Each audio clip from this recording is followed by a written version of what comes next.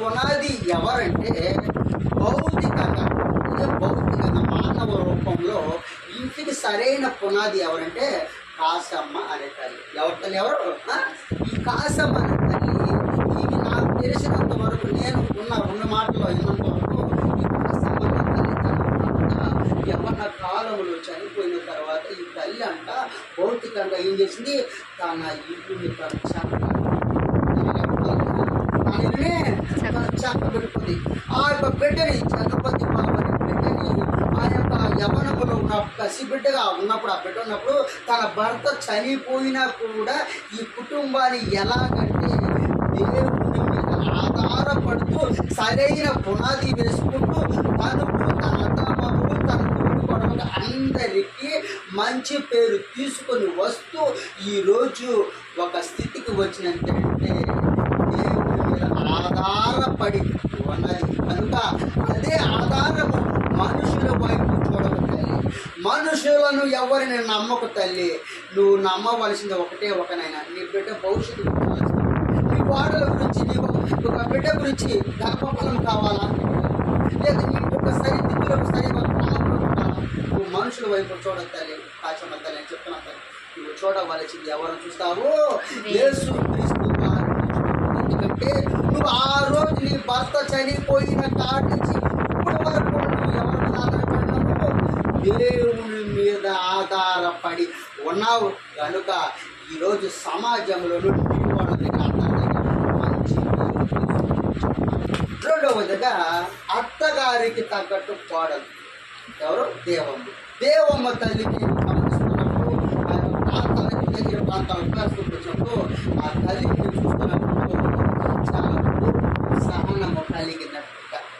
అయ్యగారు నిన్న కూడా పదే పదే చెప్పాడు, అయ్యా దేవమ్మ చూడయ్యా ఎంత చక్కటి ఆ పిల్లిని, ఎంత చక్కటి ఆ బిడ్డ కుటుంబానికి అంటూ అయ్యగారు కూడా చెప్పుకున్నప్పుడు నేను సంతోషపడ్డాను. కుటుంబానికి కలగాలి. ఎందుకంటే ఇప్పుడుండే జనరేషన్ అన్నైనా ఫ్యాషన్తో కూడిన జనరేషన్. ఉండే జనరేషను ఇంట్లో పరిస్థితుల బట్టి తన భర్తను ఎంత సంపాదిస్తాడో, ఒకవేళ రోజుకి 500 700 సంపాదిస్తే ఇలా కోరికలు ఎలా ఉంటాయంటే 2000 రూపాయలు కోరుకుంటుంది. కానీ అటువంటి తల్లి తన భర్త సంపాదన బట్టి, తన అత్తగారి సంపాదన బట్టి ఎంత ఖర్చు పెట్టాలి, ఎంత ఉండాలి, ఎలా ఉండాలి, సరి సమానంగా పక్వంగా ఆ యొక్క కోడలో దేవుడు ఇచ్చాడు. అటువంటి బిడ్డ నిన్ను ధైర్యపరిచేదానికి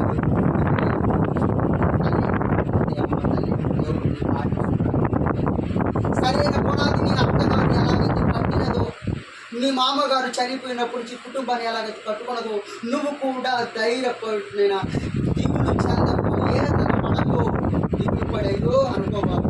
నువ్వు స్టాండర్డ్గా నిలబడి అదే స్టాండర్డ్గా క్రీస్తు వైపు నువ్వు మోకాలు వంచి నీ యొక్క అత్తగారి యొక్క ఆరోగ్యం గురించి ప్రార్థించి, నీ భర్త గారి యొక్క మార్పు కోసం ప్రార్థించి దేవుని దీవించుకున్నాక అటువంటి తల్లిని, అటువంటి అత్తగారిని, కోడల్ని కుటుంబానికి ఇచ్చిన దేవాకి దేవుడికి ఒకసారి చెప్పలు కొట్టండి ఆయన. ఈ కుటుంబానికి ఆ దేవుడు ఇంకొక వాక్యం ద్వారా మీకు తెలియజేస్తున్నాడు రియల్గా. మత్తయి సువార్త 7:24.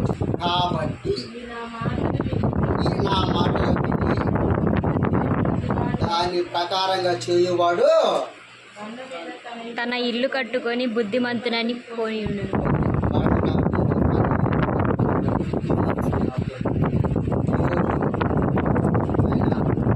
దేవుడి మాట చొప్పున వింటున్నారా లేదు కుటుంబము? ఏనా దేవుడే ఉంటాడు. ఈ నా మాటలు చొప్పున వాక్యంలోనే ఉంది. ఎక్కడో ఎంతకన్నా అవసరం లేదు కుటుంబానికి అంటూ ఉన్నాడు. ఈ నా మాటలు చొప్పున, ఈ నా మాటలు చొప్పున యేసు క్రీస్తు వారి యొక్క మాటలు ఈ తల్లిగారు విన్నారా లేదా? కాశమ్మ గారిని తల్లిగారు, కాశమ్మ గారిని తల్లిగారు విన్నారా లేదా?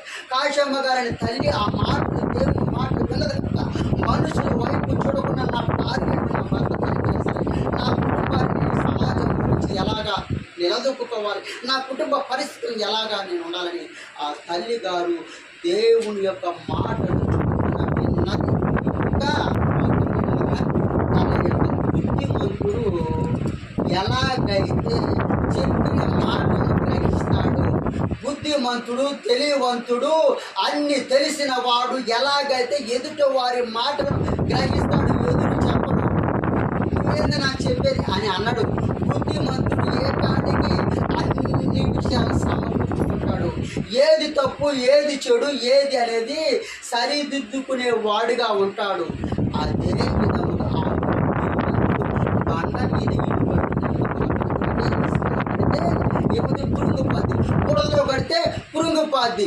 ఎక్కడ సరైన స్థితి లేని దగ్గర కడితే ఏమవుతుంది, కూలిపోద్ది. కానీ బండ మీద ఇల్లు కట్టుకుంటే ఏమవుతుంది, స్టాండర్డ్గా ఉంటుంది. అదే విధంగా రాజమండ్రి బండ మీద ఇల్లు కట్టుకుంది. ఆ బండ అనేది క్రీస్తు అనే బండ మీద తన ఇల్లును కట్టుకున్నది. క్రీస్తు అనే బండ మీద ఇల్లు కట్టుకున్నది కాబట్టి తన కొడుకుని, తన కోడల్ని, తన యొక్క తోటి కోడల్ని, తన భర్త అమ్మని అందరినీ ఏం చేస్తుంది, తన కుటుంబం వైపు ఏరే వాళ్ళు కాదుగా చేయి వెత్తకుండా, ఏడు చూపించకుండా ఆమె సమాజంలో నిలదొక్కుకో తల్లి పట్టుకున్నది. ఈరోజు వచ్చిన బిడ్డలారా, ఈ ఛానల్ దర్శకున్న బిడ్డలారా, మీరు కూడా దేవుని వైపు చూస్తూ క్రీస్తు అనే బండ మీద మీరు ఇల్లు కట్టుకోండి. ఏ పొడవులో పట్టుకున్న పడిపోద్ది, ఇసుకలో పట్టుకున్న పడిపోద్ది. సరైన స్టాండర్డ్, సరైన ప్రాంతంలో నువ్వు కట్టుకుంటే కూలిపోద్ది, పడిపోద్ది. గాలి తుఫాన్లు వస్తాయి. బండ మీద ఇల్లు కట్టుకుంటే స్టాండర్డ్గా ఉంటుంది. ఆ స్టాండర్డ్గా ఎలా ఉంటుందంటే నీవు, నీ కుటుంబము, నీ భర్త నీ మాటలు వినట్లేదా? దేవుని వైపు చూసి ప్రాధేయపడి బండ మీద ఇల్లు కట్టుకునే బుద్ధిమంతుని వాళ్ళను ప్రవర్తించి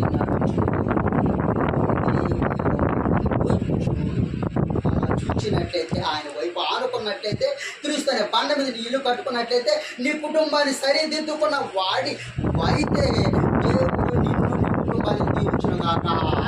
ఈ ఛానల్ ద్వారా చూస్తున్న ప్రతి బిడ్డ దేవుని వైపు తిరుగుదురు గాక. ఇక్కడ కూర్చున్న ప్రతి ఒక్క బిడ్డలు తన యొక్క కుటుంబంలో ఉన్న ప్రతి ఒక్క సమస్యను తీసుకొని బండ మీద నిలబడి ప్రార్థన చేసినట్లయితే దేవుడు ప్రతి సమస్యను తీర్చును గాక. అలాగే రెండవ మాట అంటున్నాడు, ఆ బండ మీద ఇల్లు కట్టుకున్నప్పుడు మీకు బాధల, కష్టాల, సమస్తం యావత్తులు, నీ యొక్క బిడ్డల యొక్క భవిష్యత్తు, నీ యొక్క ఏది కావాలో ఆయన వైపు నేను చూస్తే నేను తీరుస్తాను అని దేవుడు మీకు ఆజ్ఞయిస్తూ ఉన్నాడు. అటువంటి ఆజ్ఞను మీరు పొందురు కాక. ప్రతి ఒక్క అక్కర్ల అవసరం దేవుడు తీర్చును కాక. రెండవది నాయన,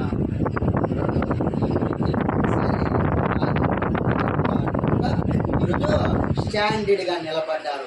సాతాను వచ్చి దొర్లించినా వీళ్ళు ప్రార్థన ఆగదు. ఒకవేళ గాలి తుఫానులు వీళ్ళు చెదరగొట్టినా, తుడుగులు వచ్చి ఎవరు వచ్చి ఏ మాట్లాడి వచ్చి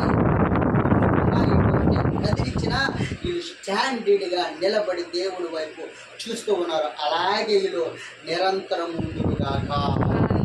అలా వీటిని సరైన పునాదులు వేసుకున్నారు. కనుక దేవుడిని ఆశీర్వదించి దీవించుగాక. రెండవది నాయన యెహోషువ 24:15. ఆ యెహోషువ 24:15 ఆడు యెహోషువ తెలియజేస్తున్నాడు. ఏమని తెలియజేస్తున్నాడంటే, తల్లి అందరు చూడండి ఏకాగ్రతలో. ఆ యెహోషువ ఏమని తెలియజేస్తున్నాడంటే, ఈ యొక్క ఇశ్రాయేలు గోత్రంలో 12 గోత్రాల వారిని, ఆ ఇశ్రాయేలు యొక్క గోత్రంలో 12 గోత్రాల వారిని, ఆ గోత్రంలో ఉన్న పెద్దలను, ప్రధానులను, అధికారులను అందరిని ఒక తాటికి తీసుకొచ్చాడ.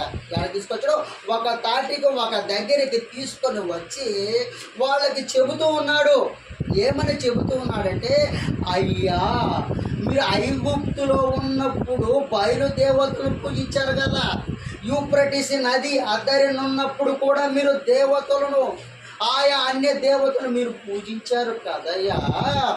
ఇక నుంచి దేవుడు ఈరోజు నాకు తెలియజేస్తున్నాడు, యెహోషువ అనే నేను, ఇశ్రాయేలు జనాంగమైన మీరు, 12 గోత్రాలకు సంబంధించిన పెద్దలు, ప్రధానులు, ఆయా పెద్దలు, నేను చెబుతూ ఉన్నాను, దేవుడు నాకు తెలియపరుస్తున్నాడు. ఎందుకంటే అయ్యా ఆ యొక్క యూఫ్రటీస్ నది దగ్గర ఉన్న ఆ దేవతలను మీరు వదలండి అయ్యా. నిజమైన దేవుడిని తెలుసుకోండి అయ్యా. నిజమైన దేవుడిని తెలుసుకోండి అయ్యా. నిజమైన దేవుడు ఎవరయ్యా?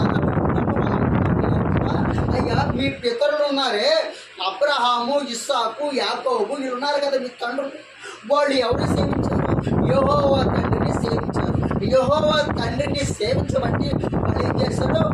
ఉన్నత స్థాయిలకు వెళ్ళగలిగారు. దేవుడు వాళ్ళని దీవించాడు. అబ్రహాంని దీవించాడా లేదు నాయన? ఇస్సాకుని దీవించాడా లేదు నాయన? యాకోబుని దీవించాడా లేదు నాయన? యాకోబుని దీవించే 12 మంది కుమారులు కలిగేస్తే 12 గోత్రాలే ఇచ్చాడు. అబ్రహాం కూడా మాకు ఇచ్చాడు. ఈ రోజు నుంచి నీకు నేను ఇసుక పట్టుకుంటే ఆ ఇసుక లెక్క పెట్టలేవు. అటువంటి విస్తారమైన నీకు జనంగా నేను ఇస్తాను, ఆశీర్వదిస్తాను అన్నాడు. ఇస్సాకును కూడా దీవించాడు. ఆ యెహోషువ తెలియజేస్తున్న కథలకి, అయ్యా నా మాట వినండి అయ్యా. ఐగుప్తులో ఉన్న బయలు దేవతలు వదలండి. యూఫ్రటీస్ నది దగ్గర ఉన్న అందరి దగ్గర ఉన్న ఆ దేవతను వదిలేయండి నాయన. నిజమైన దేవుడు యెహోవాను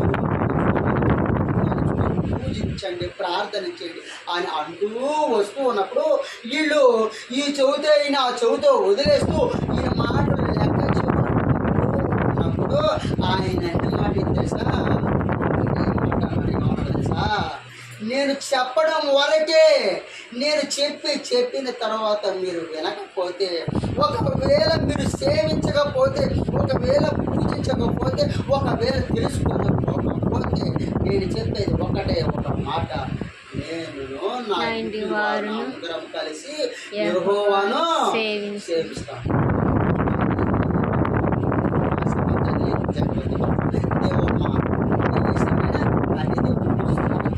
వేరే దేవతలు పూజిస్తున్నారా? అదరదర్శ ఎవరినైనా పూజిస్తున్నారా? కానీ వీళ్ళు పట్టు వదలకుండా యేసుక్రీస్తు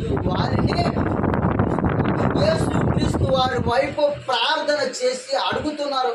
బాధలు వచ్చినా, కష్టాలు వచ్చినా, దిగులు వచ్చినా, యాతన వచ్చినా, ఏం కావాలన్నా యేసుక్రీస్తు వారి యొక్క పాదాలు చెంతకు వెళ్ళి ప్రతి ఆదివారం ఉపవాస కుటుంబులు దగ్గరికి రావడము, అలాగే ఏ ప్రాంతంలో ఏ ఒక్క కుటుంబం జరుగుతున్నా ఆ కుటుంబము వస్తూ దేవుని స్మరించుకుంటూ ఆయన పాదాల చెంతకు వస్తూ క్రీస్తుని ఆ కుటుంబం ఎవరు పిలుస్తున్నారో యేసుక్రీస్తు వారిని సేవిస్తున్నారు. నిజమే కదనైనా? యెహోషువ చెప్పిన మాటగా ఈరోజు కాశమ్మ తల్లి, పెద్దబాబు దేవమ్మ యేసుక్రీస్తు వారిని సేవిస్తున్నారు లేదా? ఆయన వెంబడిస్తున్నారు లేదా తల్లి? ఎన్ని బాధలు ఎన్ని కష్టాలు వచ్చినా కొంతమంది అయితే ఏమంటారంటే మేలులు చేసిన దాకా నేను చాలాసార్లు ఉన్నా. ప్రభుదాస్ దగ్గరికి వస్తారు, ప్రార్థన చేసుకుంటారు, ఆ మేలు పొందగా మళ్ళీ ఏం చేస్తారు? వెనకెళ్ళి లోకంలో కలిసిపోతారు. లోకంలో కలిసిపోతారు ఏమీ లేదు. అదే విధముగా ఈ కుటుంబం అంటున్నారు.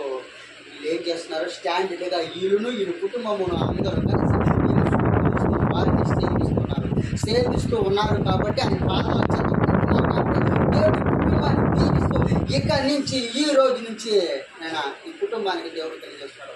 మీ యొక్క అక్కర్ల అవసరాలు నేను తీరుస్తాను, మీ బాధలు మీ కష్టాలు నేను ఉంటున్నాను. ఎందుకంటే దూర ప్రాంతం నుంచి ఇదిగో నా బిడ్డను పంపించాను. వాళ్ళ ద్వారా ఒకసారి ప్రార్థన చేయించుకోండి, వాళ్ళ ద్వారా కన్నీటి ప్రార్థన చేయించుకోండి. ఇదిగో తన యొక్క స్నేహితులు, బంధువులు మీరందరూ వచ్చి ఉన్నారు.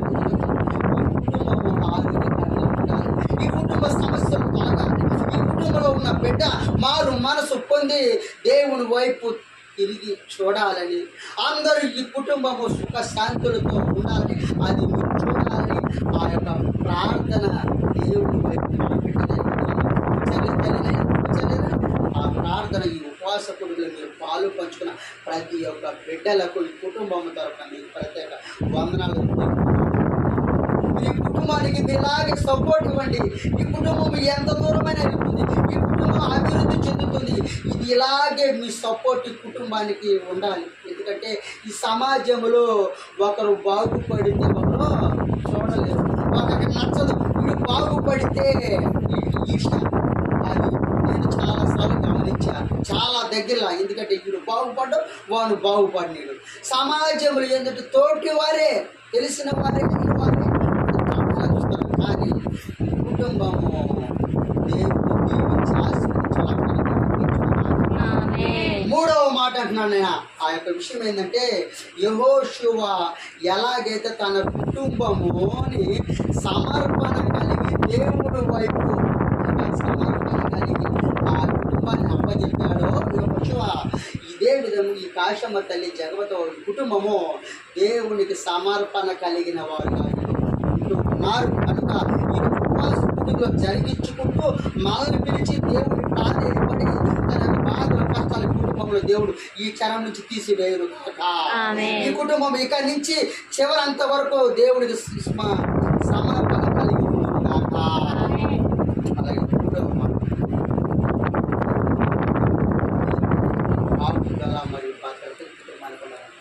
ఎలా ఉండాలి? తల్లి కూడా మాట్లాడినా దేవుని యొక్క కాపుదల మరియు భద్రత కుటుంబానికి అవసరము. ఎందుకంటే ఈ దేవుని యొక్క కాపుదల భద్రత ఎందుకు అవసరం అంటే కీర్తనలు 91 వచ్చిన చదివారు. నీకు అపాయం ఏమీ రాదు, ఏ తెగులు నీ గుడారమును సమీపించదు. సమీపించదు. చాలు కీర్తన గ్రంథం ఈ మాట తెలియపరచు. మీకు ఏ అపాయం రాదు. ఇక్కడి నుంచి ఈ క్షణం నుంచి ఉపవాసకుడిగా బిడ్డల్ని పిలిపించుకొని దైవస్థకులు పిలిపించుకొని దూర ప్రాంతంలో ఉపవాసకుడికి మీరు ఏర్పాటు వాళ్ళ ద్వారా చేయించుకున్నారు కనుక అది కాక మీకు ప్రార్థన నేను కనుక అని చెప్పి దేవుడు ఈ క్షణం నుంచి ఈ నిమిషం నుంచి మీకు ఏ అపాయము రాదట. ఏనా ఏ అపాయమో రాదని దేవుడు తెలియపరుస్తున్నారు. బిడ్డలరా మీరు ధైర్యముగా ఉండండి, మీరు దిగులు చెందకండి. మీరు అయ్యో మా పరిస్థితులు ఉన్నా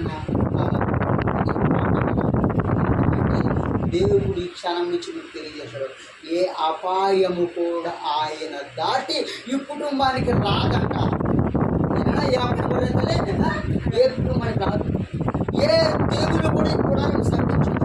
ఏ తెగులు అంటే అది దుఃఖము యావత్తు ఆర్థికపరమైన ఇబ్బందులు అయితే కానీ ఇంట్లో పరిస్థితులు అయితే కానీ ఏదైనా సరే ఏ తెగులు అనేది ఏ బలహీనత అనేది ఈ కుటుంబానికి రాదు అని ఆ తెగులు అనే నేను ఈ గుడారములోనికి రానియకుండా నేను దూరం పరుస్తున్నాను కనుక ఈ కుటుంబంలోకి రావాలంటే నా అనుమతి తీసుకోవాలని దేవుడు తెలియజేస్తున్నాడు.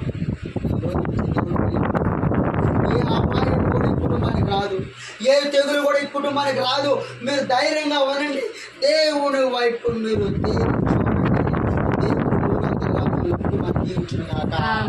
ఈ క్షణము నుంచి జగవత్ బాబు బిడ్డ ఈ వాక్యము ద్వారా ఈ కూడిక ఏర్పాటు చేశాడు కనుక దేవుడు ఈ మాటలను ఎన్ని విని ఈ రోజు నుంచి జగవతి బాబు మళ్ళీచునుగాక. ఆ బిడ్డ యొక్క మనసును కదిలించి తన తల్లిని తన భార్యని పూజించి సేవించి తన యొక్క అన్నిటికంటే దేవుని వైపు తిరిగించుకుంటున్నాక. ఆ బిడ్డ ఈ యొక్క కుటుంబంలో ఏది అంటే ఆ యొక్క మాటలతో సంతానముగా ఆ బిడ్డ నడుచుకుందురు కాక. దేవమ్మ తల్లి ఈలినంత వరకు దేవుడు గర్భఫలం అలాగే కాశమ్మ తల్లి యొక్క ఆమె చేస్తున్న వృత్తిలో ఆమె చేస్తున్న పనిలో ఎక్కడ కూడా ఏ ఆటంకాలు లేకుండా దేవుడు ఆ పనినంతటిలో ఆమె చేసుకొని వస్తూ ఉన్నప్పుడు వెళ్తూ ఉన్నప్పుడు దేవుడు ఆ యొక్క వృత్తి చేస్తున్న సాగులో దేవుడి యొక్క కాపుదల ఉంటున్నాక. మొత్తానికి దేవుడు ఈ కుటుంబానికి కాపుదల మరియు భద్రత కల్పించి దేవుడి కుటుంబాన్ని దీవించుగాక. మరొకసారి మొట్టమొదట ఈ క్షణం నుంచి ఈ నిమిషము నుంచి మీరు నన్ను ఆశ్రయించారు కనుక ఇక నుంచి మీకు ఏ పొదువ లేకుండా నేను చేస్తా ఉంటున్నాను. ఎందుకంటే ఈ ఇంటిని సరైన పునాది ఆయన వైపు వేశారు కనుక సరైన పునాదిలో మీరు ఉన్నారు కనుక ఆ బండ మీద ఇల్లు కట్టుకుని ఉన్నారు కనుక యేసుక్రీస్తు వారి వైపు వెంబడిస్తూ ఉన్నారు కనుక ఆయన వైపు ఆనుకుని ఉన్నారు కనుక సరైన పునాదిలో మీరు ఉన్నారు కనుక దేవుడి కుటుంబాన్ని దీవించును గాక. రెండవది కుటుంబము యెహోషువ వలె మనందరికీ తెలియజేసినట్టు హెచ్చరించినట్లుగా మరి ఆయన చివరగా అన్నమాట నేను యెహోవాను సేవిస్తున్నాను. అదే మాటగా ఈరోజు కాశమ్మ తల్లి యొక్క కుటుంబము చివరి అంచుల వరకు ఈ కుటుంబము దేవునికి సమర్పణ కలిగిన వారుగా ఇరుగుదురుగాక. చివరగా దేవుని యొక్క కాపుదల ఏ అపాయము ఏ తెగులు కూడా ఈ గుడారము సమీపించకుండా దేవుని యొక్క కాపుదల దేవుని యొక్క